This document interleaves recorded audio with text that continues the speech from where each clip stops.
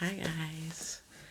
Good morning or afternoon or evening or whatever it is for you. I haven't made a vlog in a while. Like I made this vlog channel and I realized that I have to actually be in it.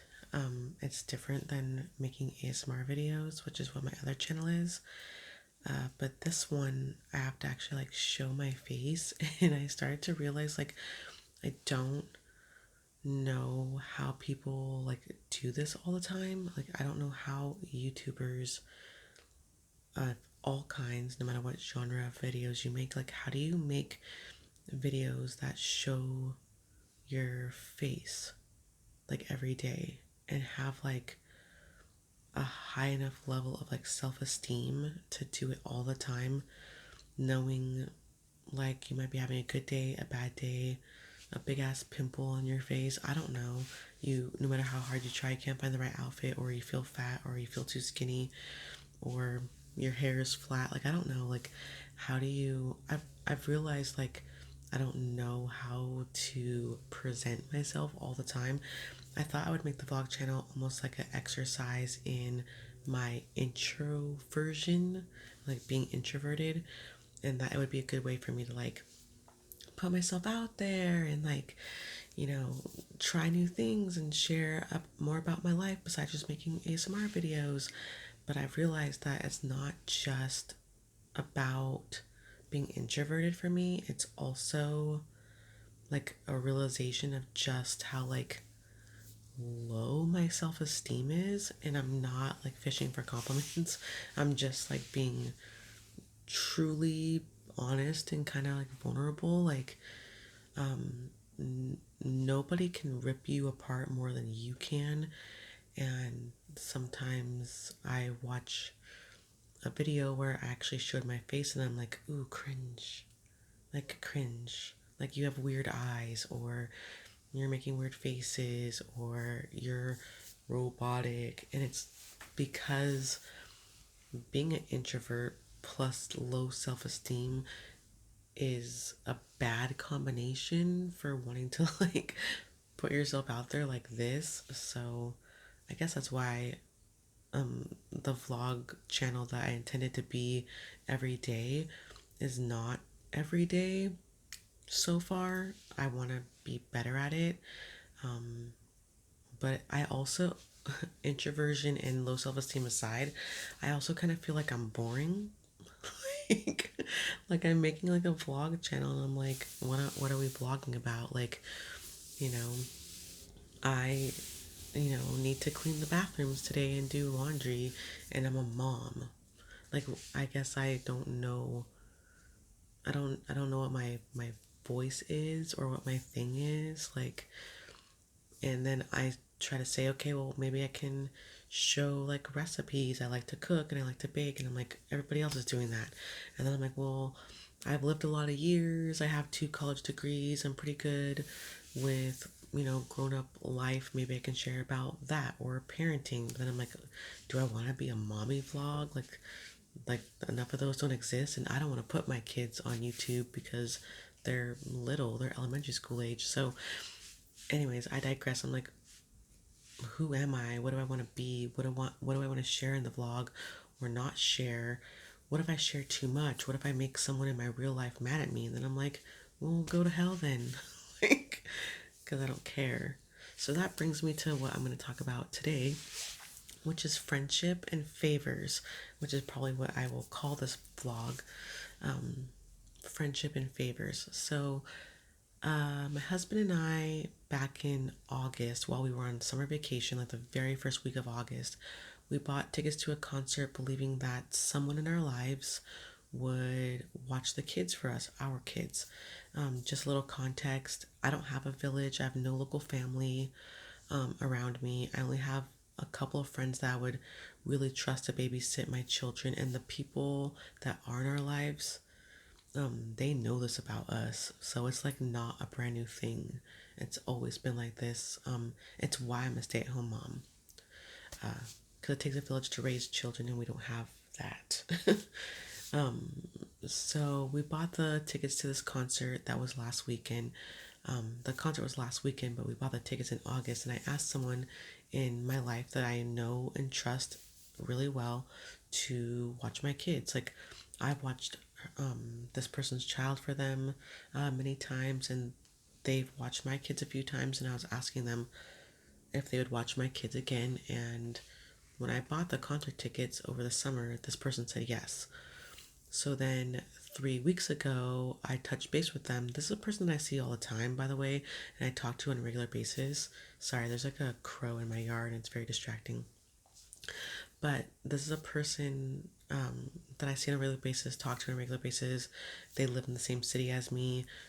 So, like 3 or 4 weeks before, I think it was 3 weeks before the concert, I touched base with this person and said, "Hey, we're still good for watching my kids so I can go to this concert." Tickets already purchased months in advance, right? And their response to me was basically like, "I guess if I have to," kind of, which really hurt. It was kind of like, I have this going on and that going on and this going on and that going on, but if you really, really need it, I'm there for you. But this is going to be really, really hard for me because I forgot. And I was like, dang, dude. Because I don't ask a lot of people at all. I don't ask for help a lot. Don't ask for favors a lot. Don't ask anybody to do anything for me. Hardly ever. um, I'm kind of prideful that way, and I'm kind of used to it as far as being our own village. Um, so I told this person, like, never mind, we'll ask someone else. Because literally, there's like two people I trust to babysit my kids late at night. So my husband was like, let's ask this other person in our lives if they'll do it. And they said yes. And the first person that was originally supposed to do it, I don't know if they realize this or not. And if they're watching this, I love you, but this is true. They never said sorry. Like, they said that they feel bad that we got someone else to watch our kids. They're like, oh, that makes me feel bad. But they didn't change that makes me feel bad to I apologize for not being there for you the way I said I was going to be. When you know my list of people who I let watch my kids is this short. Um, and I don't ask for anything hardly ever. And I don't even go out on dates with my husband hardly ever because of our lack of a village. Um, so the people who ended up watching our children for us are people that we do trust with our kids, obviously, people we've known for a really long time. But it's almost even more awkward because these people that watched our kids for us, and again, you know who you are and we love you, but this is true. Um, they never ask us for shit. They are the kinds of people that have a big village. Like local family, check. Aunts, uncles, cousins, check. People to spend the holidays with, check. People to watch their children for them, check. A big group of friends, check. I swear, if they wrote down, 10 people that they would willingly give their like kids to or willingly ask for a favor if they needed it, they could probably fill out a piece of paper writing 10 people's names down, and me and my husband wouldn't even be on the list because they have so many people that they know, so many local family members, like such a big family on both sides, and friends and all this crap, coworkers and everything else, that their list of people, like, we wouldn't even be on it. I've known them, these people that ended up watching our kids for us, I've known them as long as I've known my husband, and I've been with my husband for 17 years. And they've only asked me to babysit for them one time for like 4 hours, like 5 years ago. But every single time we need a sitter, like 9 times out of 10, it's them.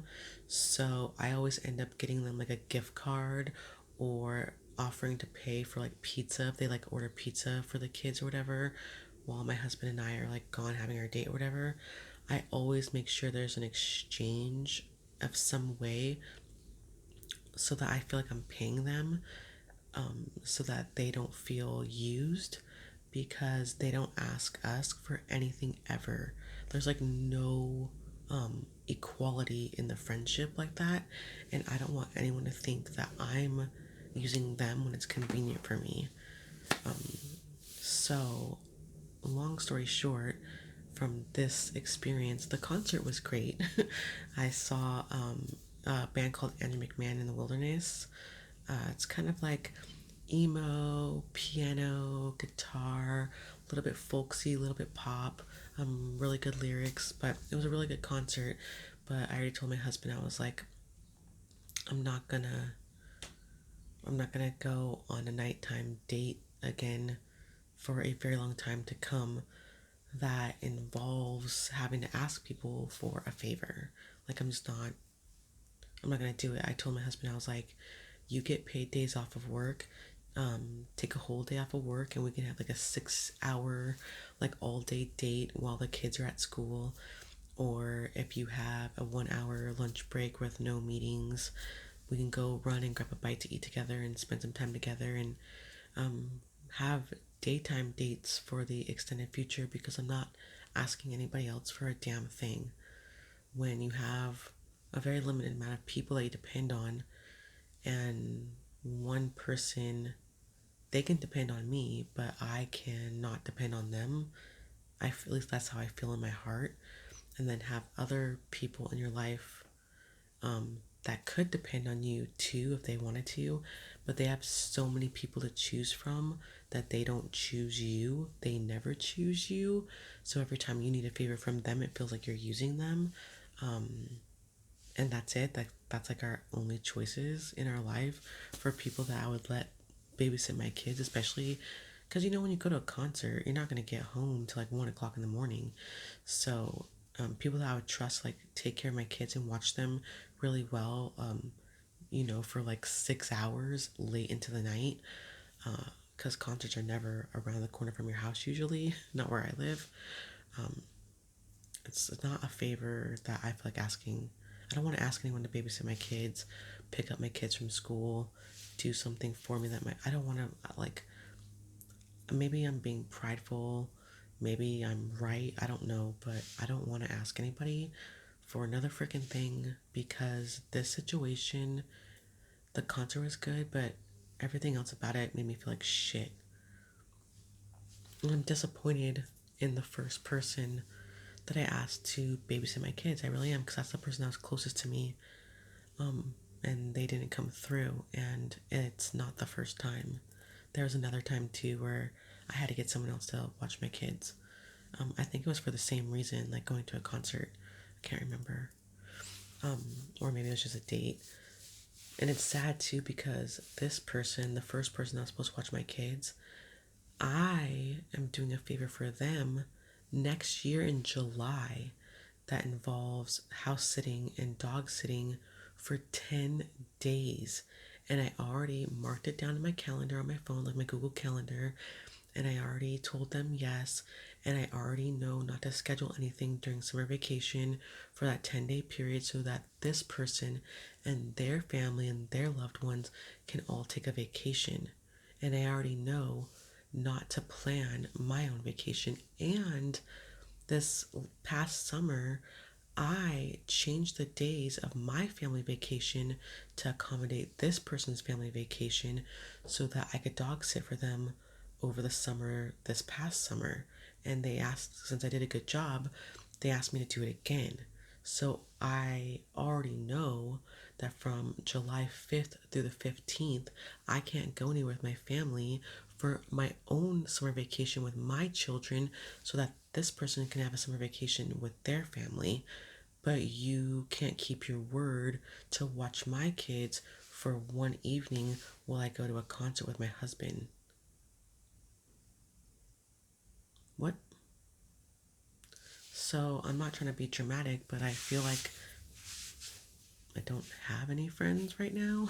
Like, trying not to be pathetic to end this video, but maybe that's why I should do a vlog. Maybe I can find some online friends because I feel like the people in my life, even though they like live in the same city as me or, you know, one town over to the north or to the south of me, I feel like I might as well just make friends with people online from different states or different countries because the people that are in my life, they might as well be a million miles away. Um, they might as well be really, really far away. So that's depressing. Sorry to end it like that, but so that's just the truth. I feel, I don't know. I guess for me, I feel like friends when you're an adult, it's not like when you're a kid. You're like, you like Barbies? I like Barbies. We're best friends because you're 9. Now it's just like with adult friendships, it's like this person fits this category or we have this one thing in common and that's what keeps us talking to each other, or it's like we have this other thing in common, maybe it's the same like political beliefs or affiliations, and that's the one thing that we have in common, so we could talk about that and talk about the world and what's going on together because we're on similar wavelengths. And all of your friendships fit into these little categories or these like little boxes because you as a person in your adult life, you're split off into different things, different interests and different beliefs, and then you find people that line up with those things. And um it makes it kind of hard because I feel like, at least for me in my adult life, I don't know anyone from the moment I turned 18 till now that like just well rounded, like fits in my life and has lots and lots and lots of stuff in common so we can talk about anything or do anything together and we would get along. Like, I don't know anybody like that. So I'm feeling very melancholy. Um, Sorry, it's not a very uplifting vlog, but I hope somebody out there found it relatable. So, I don't have any friends, or at least it feels that way. I'm kind of a bummer.